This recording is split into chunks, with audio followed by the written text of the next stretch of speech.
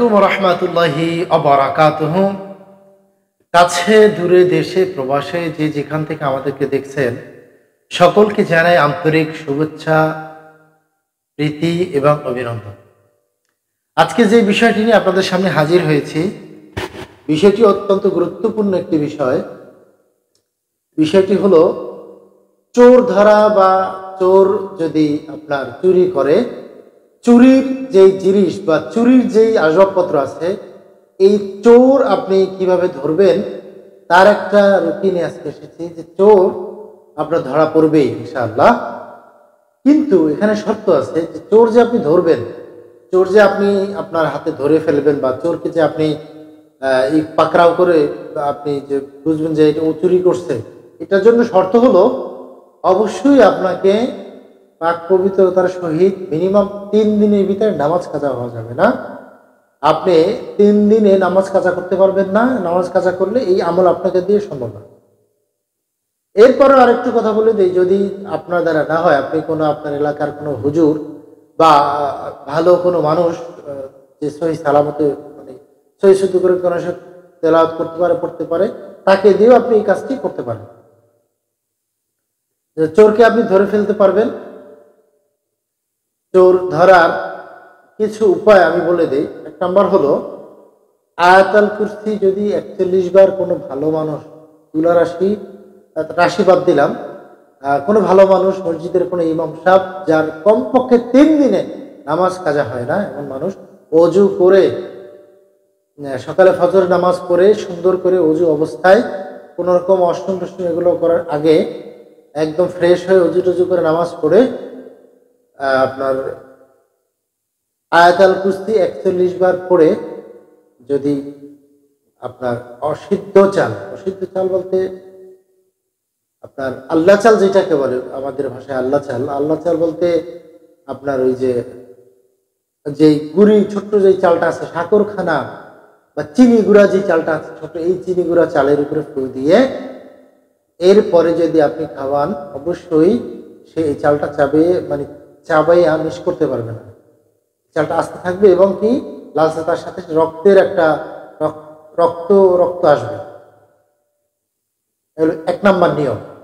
যদি বেশি অবস্থা বেতাল হয় আর চোরের অবস্থা যদি খুব মারাত্মক হয়, তাহলে আপনি করবেন সেটা হলো সূরা মায়েদার আয়াত নাম্বার 38। সূরা মায়েদার আয়াত নাম্বার 38। এই সূরা মায়েদার আয়াত নাম্বার 38 এইটা আখ আছে না, আখের মধ্যে পড়ে আপনি তাকে খেতে বলবেন।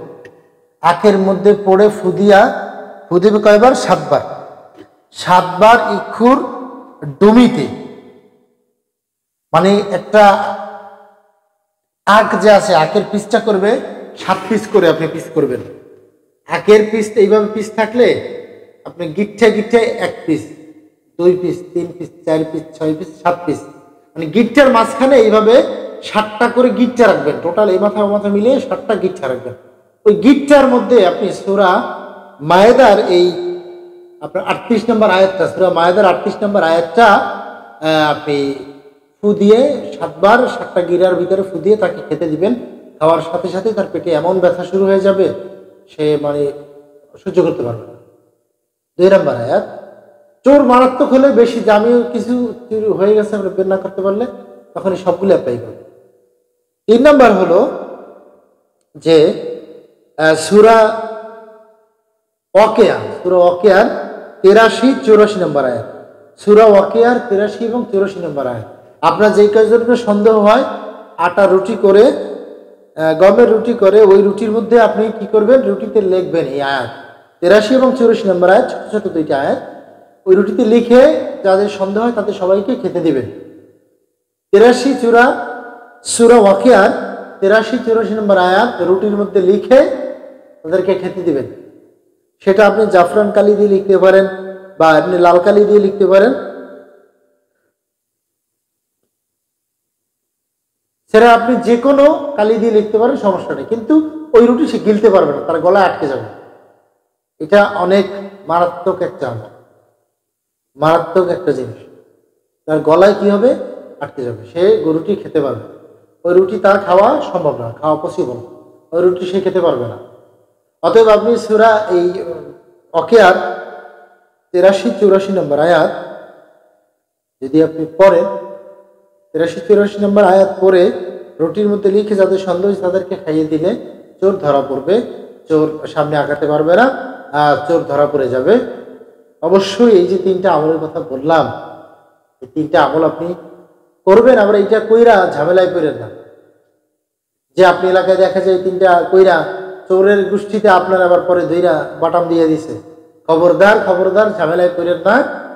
এটা করতে যাইয়া সবাইকে আপনার এভারেজে বইলা বা এভারেজে কইরা এরপর এগুলো খুব সেন্সিটিভ বিষয়, সেন্সিটিভ বিষয়গুলো সেন্সিটিভ কাজের ক্ষেত্রেই ব্যবহার করবেন। এবার সব জায়গায় কইরা দেখা যায় 50 টাকা 2500 টাকা চুরি হয়েছে, এইটা নিয়ে আপনি বিশাল হুরুস্তুর কাণ্ড বসায় বসলেন, কাণ্ড গড়াই বসে এরপরে পড়লেন বিপদে। যাই হোক, বিপদে না পড়েন, সতর্কতার সহিত হেকমতের সহিত কাজগুলো করেন, হেকমত খাটাইয়ে কাজ করবেন, এটাই আপনাদের প্রতি অনুরোধ।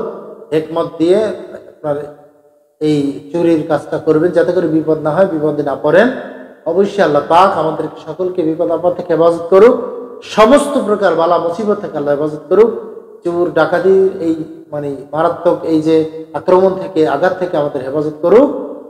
অবশ্যই আমাদের চ্যানেলটি ভালো লাগলে লাইক, কমেন্টস এবং সাবস্ক্রাইব করতে ভুলবেন না।